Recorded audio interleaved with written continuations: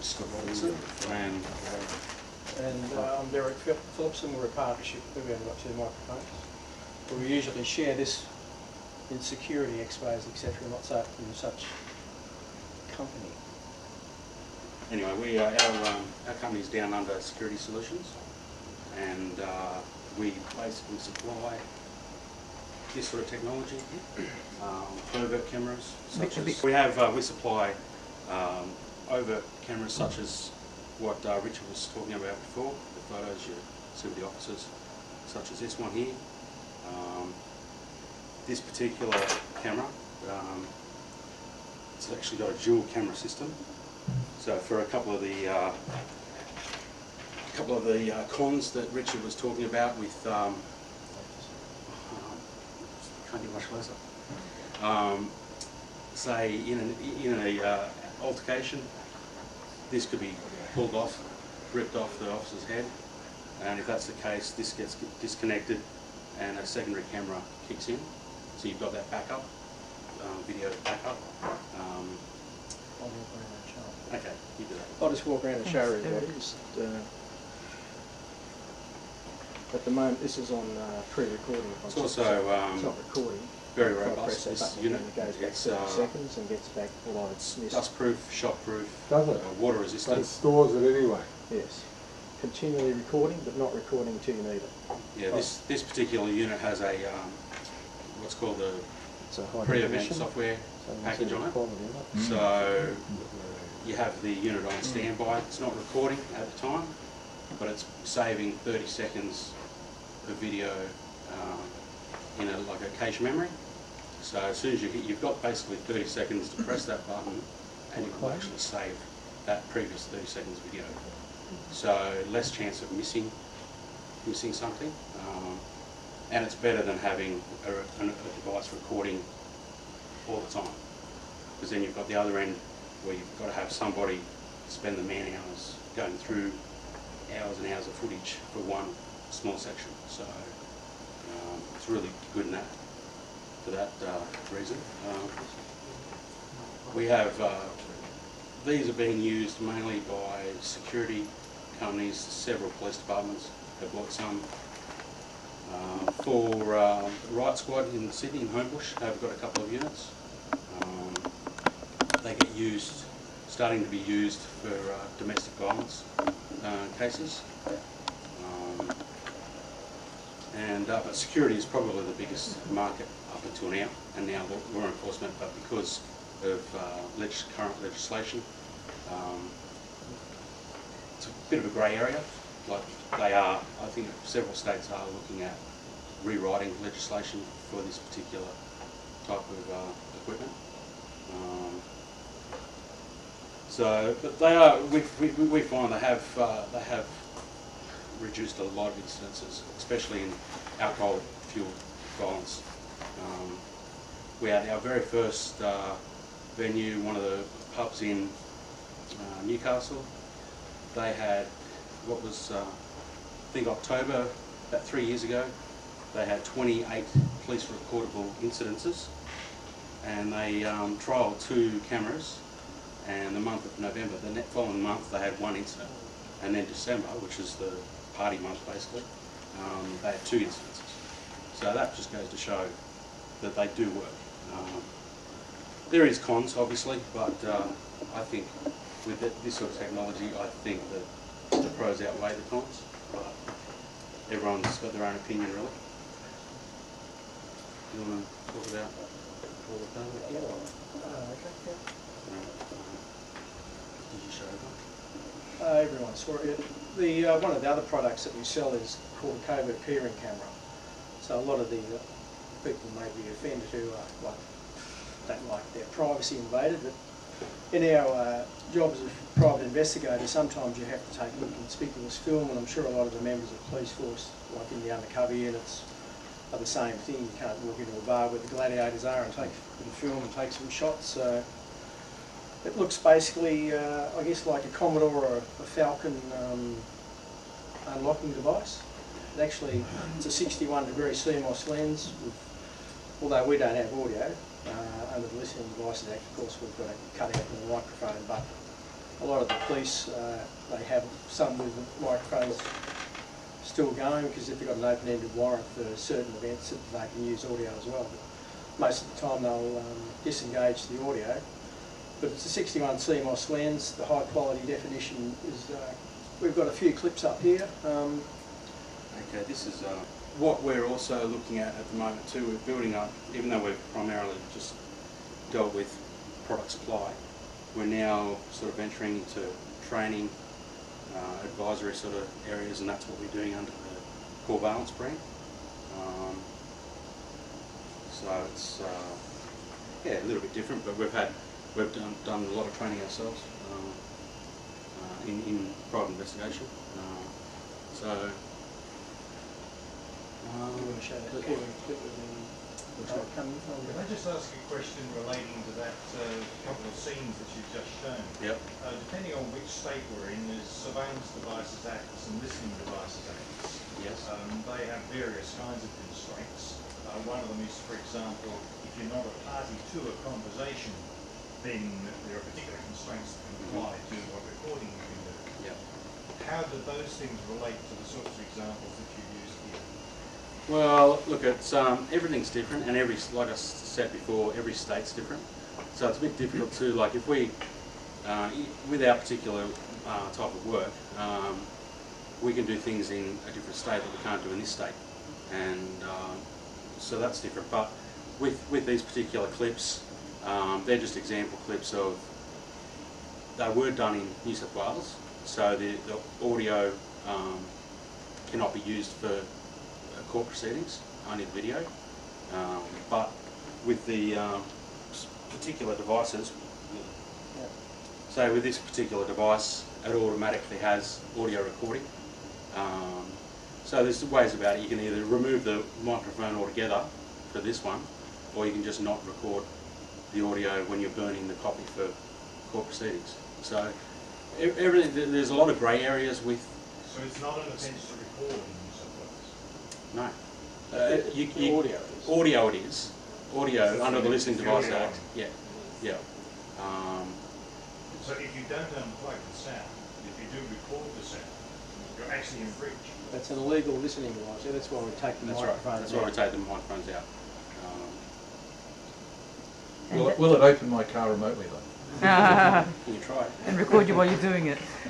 That's probably why when I look at the statistics about the number of spy equipment companies in each state, that's why they vary so markedly. Yeah. So the adoption is freer in some states than others in Australia, Yeah. and you've just explained to us why. Well, look, the thing is, none of this stuff is illegal to have, to sell. You know, you can use a lot of different things like nanny cams and that legally in your own home. That's right. GPS tracking units, which you're going to hear about soon, you can use in your own vehicle for, you know, so it prevents theft. There is a fine line between what's allowed and what isn't. So, yeah. Jan, go ahead. You know, I work in the trucking industry. I'm wondering what the vision would be like with the sexual offences on the side of the road. You know, the prostitution. If we had police all looking at prostitution and they were up against it on the freeway, what would the vision be like if they were filming what was going on up there? So you've done enclosed spaces. I would like to know if you're in a paddock in the night, what sort of film are we going to get? Well, it depends. Obviously, something like this, not very good in low light situations or long distance. Small lens, whereas the e-witness head camera, it's a large lens. Overt, you can see it. Yeah. Well, they do still have a low lux level, which means it does record in low light conditions. But if you wanted to go to the level of pure night vision, you've got to go military grade, thousands of dollars extra on top of the camera itself. So it's all cost effective as well. But these work quite well in low lit, like nightclub areas. Yeah, question. I guess the industry, where do the industry see it as the next big growth area for particularly like head cams and chest cams, etc.? What is this security, or are they looking elsewhere? Well, look, it has been security. That's been our primary focus for the last 3 years. Probably the first 2 years, and then the last year, 18 months, we've been focusing on law enforcement because we see the big need there, and I think that's where it's going to go. But I was wondering about private security, not private investigators, but private security on the radar for this, or? Well, we've got the on the pipeline is the wireless, where whatever you're looking at can be wireless sent off to a CTV monitoring station. And we're also we've chatted to a bloke that's got the software for facial recognition from Asia and Australia, and he said that the system is very compatible with that. So it's a matter of time, and when the manufacturer starts getting everything organised, I'm hoping, and Scott and I are both hoping, within like 18 months, 2 years, young Constable Bloggs is walking down the street, whatever he's looking at, straight to the CTV monitoring station. We get a call in his ear saying, Constable Smith, that young chap you're talking to at the moment, there's a warrant out on him for armed robbery. We'll send you a backup. That's the whole our sort of idea is where it's going to go. And hopefully the wireless, the 4G network won't be that long away. We're still waiting. We thought it was going to happen about 3 months ago. So we're still waiting on the manufacturers and the suppliers for us to tell us exactly what stage that's at. But there's a lot of potential because as I think a few of the speakers said, it's just a thing of the future that police are going to wear these as a gathering of evidence, not only in criminal activity, but crime scenes of other natures, murders, car accidents. Because they work in .05 Lux Light, you can easily walk around a car accident scene or anything in particular, and while you're walking around filming everything and running commentary, where most of the times now the police use a video camera and someone is behind. It's just... we have focused in the private sector, haven't we, like just with all our sales and everything. But law enforcement, that's why everyone is obviously here today, talking about law enforcement. Use of body-camera video, but it's just a long process to get through. This is just a quick video clip. Do you want to? I just wanted to mention, Derek and Scott, we've got world-leading experts in the area of the night economy, in Darren Palmer and Ian Warren, and they will find this clip, if they haven't seen it already, quite relevant. So sorry to interrupt. Well, this is what I mentioned before about the first venue. The trial was 3 Octobers ago, 3 Novembers ago. 2008. Yeah. This is just a Channel 7 story that we had, and this is the first guy on here is the publican.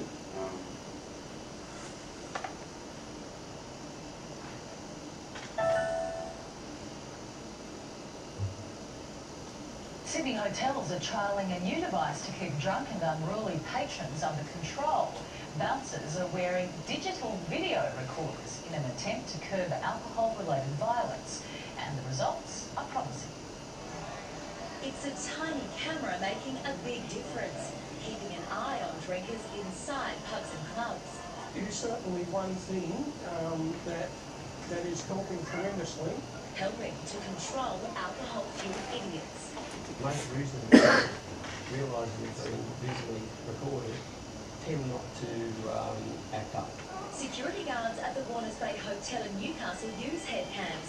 In 1 month, alcohol-related fights and abuse dropped from 28 incidents to just 1.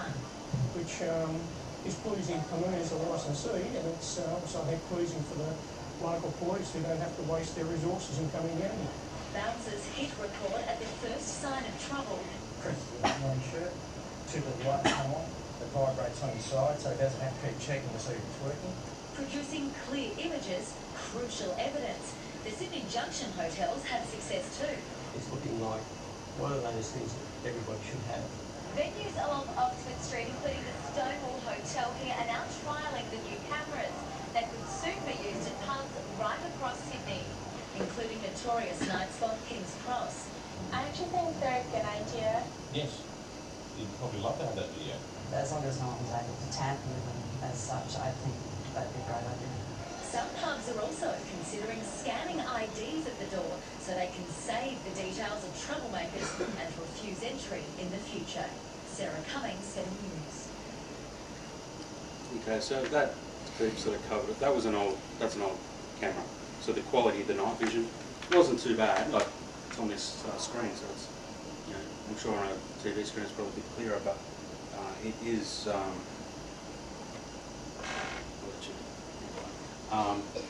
It has improved a lot.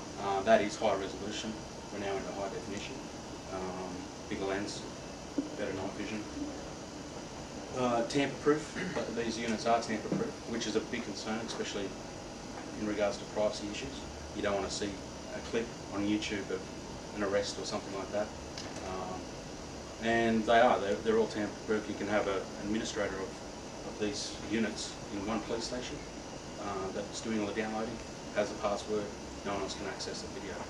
So it's about as tamper-proof as you can possibly get for this sort of thing. So That's 5 minutes. 5 minutes. Any questions or? Go ahead, Andrew. I mean, how far away is that sort of 3G transmitting back to base reaction? It's been worked on for about the last 12 months. This technology is available. It's available now? It is available, but cost. Yeah, it's, look, in another 12 months, 18 months, 2 years, you'll probably be fairly affordable. We have been working on a system that's based on a system that the Israeli army use. Yeah. Those units apparently are $20,000 US each. They're looking at trying to streamline that into like $1,000 add-on to like the current system. And now they've got to work out how they're going to put that in. Is it going to be just a clip-on module? Is it going to be a part of the unit? And there's still issues with they want to do it on the 4G network because it's going to be a lot more efficient. Right. But that's not really up and running completely as well. Yeah. So we've got Australian Customs and Police hanging out for this technology. You know, Waiting. we've been promised it ourselves for 12 months, and it's not here yet, but it's on its way. You're obviously keen for this to come quickly. Oh yeah. But look, we like to satisfy our clients. Sorry, this is not really a question, it's more a comment. I think this technology shouldn't only just be seen as an extra eye. I mean, a lot of the discussion is about we're recording what the eye sees and perception and so on. If you look at what Google is doing in terms of Street View and the next generation, they have multiple cameras and automated reconstruction of the 3D world, including the dynamics in it. So it's no longer just going to be about the eye seeing things and recording. I think we're going to see the back office sophistication improving in line with the actual wearable technology, because it's no longer just going to be what the eye can see. You'll be able to have infrared sensors. You'll be able to have, as you're saying, the other wavelengths, and even laser, because they work on flash lidar and various technologies, which will be able to paint the world, not just what you see in front. So I think when we start thinking about are we recording the audio, are we recording the video, we're recording something else. We're recording an image, scans of the world, and the law isn't going to catch up. It's not video, it's not audio, it's a means of reconstructing the reality of the time, not as perceived by the eyes, but as seen by another set of senses. Do you envisage people view? Do you envisage people view, that we are holding the cameras and... Look, Google is doing it all even with automated robots, and that is you have 60 cameras pointing in all different directions, automatic image matching. So the face recognition is only one example, but matching the facades of the buildings and every object in the building, including